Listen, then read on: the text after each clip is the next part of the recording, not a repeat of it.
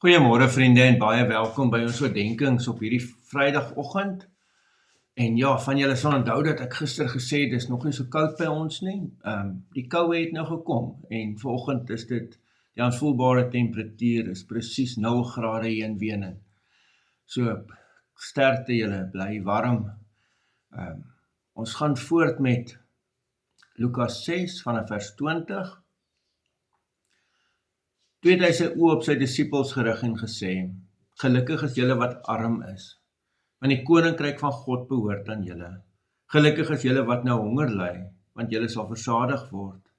Gelukkig is julle wat nou huil, want julle sal lag. Gelukkig is julle wanneer die mense julle haat en verstoot en uitskel, en julle name deur die modder sleep ter wille van die Seun van die mens. Wees bly op daardie dag, en spring op van vreugde, want kyk, julle beloning in die hemel is groot. Hulle voorvaders het immers die profete net so behandel. Maar wee julle wat ryk is, want julle het reeds julle troos weg. Wee julle wat nou versadig is, want julle sal nou honger ly. Wee julle wat nou lag, want julle sal treur en huil. Wee julle wanneer al die mense net goed van julle praat, want hulle voorvaders het die valse profete net so behandel. Geliefdes, ons lees hierdie gedeelte.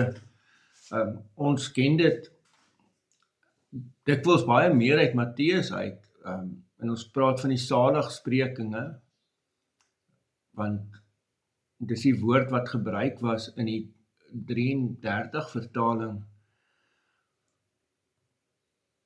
En die tema hier, want sien ons sê gelukkig, so jy kan 3 woorde gebruik, jy kan sê of salig, ek hou nogal van daai woord, of gelukkig, of geseënd, soos die 83 vertaling dit vertaal.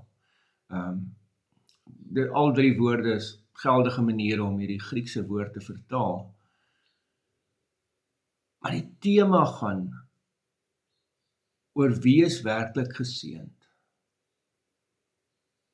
Sien, Jesus draai die wêreldse waardes bietjie op hulle kop hier, Die wêreld sê rykdom, gemak, gewildheid en sukses is die tekens van seën. Jy moet hoor hoe dit in die godsdiens ingekom het. Kyk hoeveel keer sal mense sê, nee, maar die Here moet ons seën en dan moet dit met my goed gaan en jy weet, ek moet finansiële stabiliteit hê dan. En mense haal sulke tekste uit wat sê nee, die Here weet wat hy vir jou beplan het, voorspoed en nie teëspoed nie. Dis 'n tipiese voorspoedsteologie wat in ons lewens en in ons kerk en in ons denke ingekom het. Van ja, maar as jy nou reg leef en as jy aan die Here behoort en as jy die regte gebede doen of genoeg die godsdienstige dinge doen wat jy moet doen, dan gaan die Here jou seën. En dan gaan dit nou voorspoedig gaan. Jesus sê, God se seën word nie daardeur gemeet nie.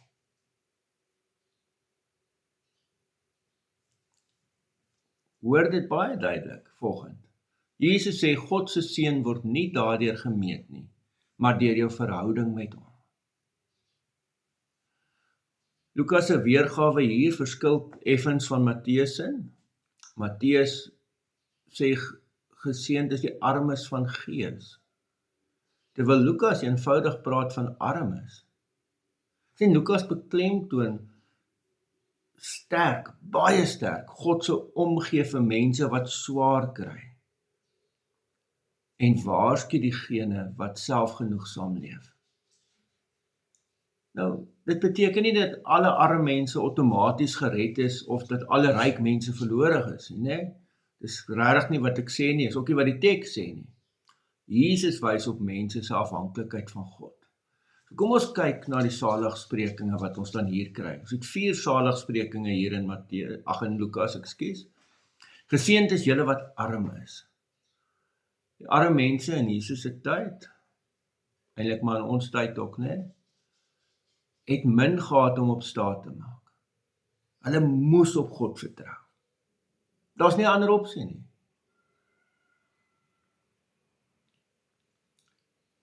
As die Here nie vir my help nie,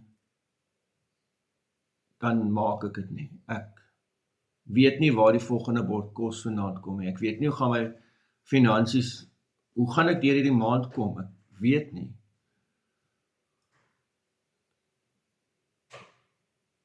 En dan vertrou hulle op God. So die vraag is dus, waarop rus my veiligheid? My sekuriteit? Is dit my bankrekening, my gesondheid, my werk, of Christus? Die koninkryk behoort aan die wat weet dat hulle vir God nodig het. Verder wil ek vir julle sê, is hierdie saligspreking ook 'n troos vir mense wat arm is. Dat die Here Jesus sê, maar God sien dit raak. Dis 'n sterk troos hierin. Wat dan hierby pas, is die tweede een, geseënd is julle wat nou honger is. Dit kan letterlik oor honger gaan. Oor mense wat pyn van hongerte. Maar dit het ook 'n dubbele betekenis, en dit gaan ook oor mense wat verlang na God se geregtigheid. En dan dink ons aan iets soos Psalm 107 vers 9 wat sê, hy versadig die dors mens en vul die honger mens met die goeie. God laat niemand wat hom soek met leë hande weggaan nie. Partykeer vang die absolute onregverdigheid van die lewe ons. Daar gebeur goed wat ons regtig voel, dit maak net nie sin nie, dit kan mense daarmee wegkom.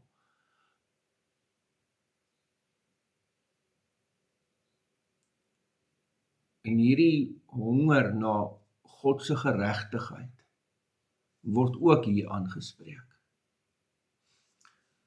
Die derde ene sê, geseënd is hulle wat nou huil. Ek en jy moet baie mooi verstaan, Jesus beloof nie dat gelowiges nooit sal huil nie. Hy beloof dat die trane nie die laaste woord het nie. Die Here sien elke traan. Daar kom 'n dag wanneer God die smart sal verander in vreugde. Dit is my ongelooflik daar in Openbaring, die wat nou deel was van die groepe waar ons die Bybelstudie gedoen het oor Openbaring sal onthou, hoe het ons gesê dat God sal kom en hy sal elke traan afvee. Wat 'n troos is dit, vir elke keer as jy huil, om te weet, maar God self sal baie saggies en liefdevol die trane afvee. Geseënd is julle wanneer mense julle haat. Nie omdat jy onaangenaam is of droog gemaak het of verskelm is nie, maar terwille van die seun van die mens. As ons aan Christus behoort, sal daar soms teenstand wees. Jesus sê selfs, verbly julle op daardie dag, want ons beloning lê by God, nie by mense se goedkeuring nie. En dan kom daar 4 wee julle, is baie skerp waarskuwings in Lukas. Wie die ryk is. En nou weer eens, nie omdat rykdom sonde is nie, maar omdat rykdom maklike plaasvervanger word vir afhanklikheid van God. Omdat dit moeiliker is om jou afhanklikheid van God te besef en te beleef as jy genoeg rykdom het.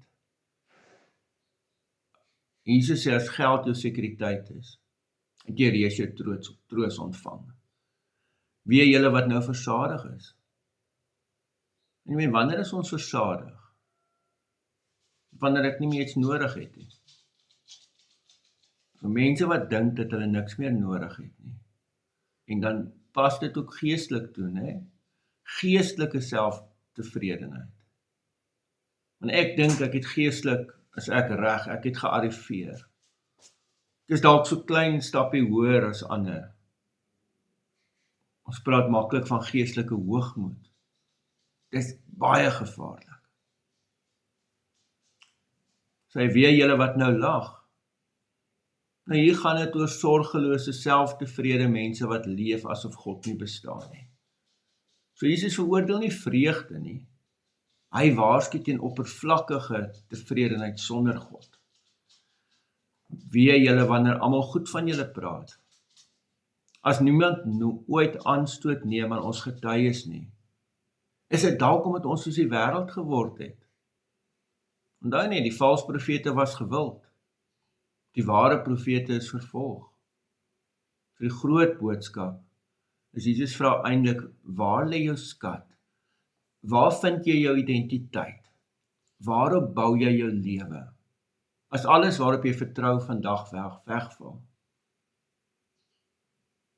Bly Christus genoeg.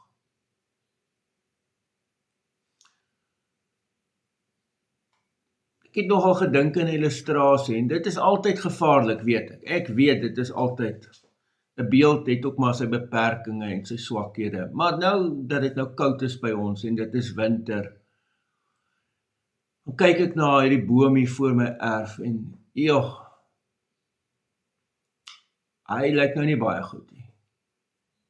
Nee, hy lyk of hy sukkel, of hy dood is, die blare het alles afgeval. Maar hierdie boom se wortels gaan baie, baie diep onder die grond. En van buite af lyk hy dalk nou swak, en of hy nou sukkel. Maar juis omdat sy wortels so diep is en so sterk is, kan hy alle storms oorleef wat hier na toe kom. Ek meen, die boom staan al hoeveel jaar daar. Elke storm oorleef hy. Elke winterkoue het al deurgegaan. Nou, soms lyk gelowiges ook so. Of dit winter is. Of hulle arm, hartseer en vervolg is. Maar hulle wortels is in Christus. En daarom is hulle werklik geseënd. So daar's 'n paar praktiese vrae wat jy kan vra. Jy kan vra, waarop vertrou ek regtig? Waar soek ek my vreugde? En dan 'n groot vraag. Sou mense aan my lewe kan sien dat Christus my grootste skat is? Hierdie gedeelte wys dat Jesus nie sê lyding op sigself is 'n seën, of dat rykdom op sigself 'n vloek is nie. Hy openbaar eerder die geestelike werklikheid agter hierdie omstandighede.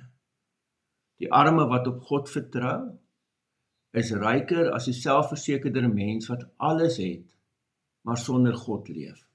So ware seën word nie gemeet aan wat ons besit nie, maar aan wie ons besit. Nou dink ek, daar's 'n vers in die Ou Testament wat hierdie gedeelte mooi opsom. Jeremia 9 vers 23 tot 24 sê, so sê die Here, die wyse moet hom nie beroem op wysheid nie, die sterk man nie op sy krag nie, die ryke nie op sy rykdom nie. Maar wie hom wil beroem, moet hom daarop beroem dat hy insig het en my ken. Nou, dis eintlik presies Jesus se boodskap in Lukas 6. Ware geluk en ware seën lê daarin om die Here te ken en van hom afhanklik te leef, ongeag jou uiterlike omstandighede. Amen.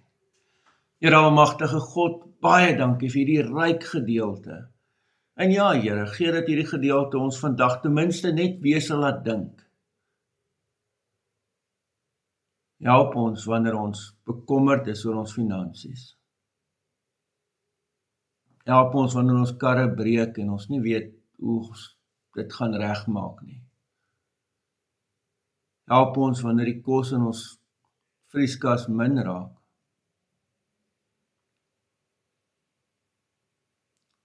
Help ons as ons vasgevang voel in 'n situasie en nie weet of daar uitkoms is nie.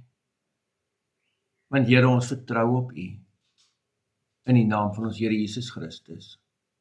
Amen.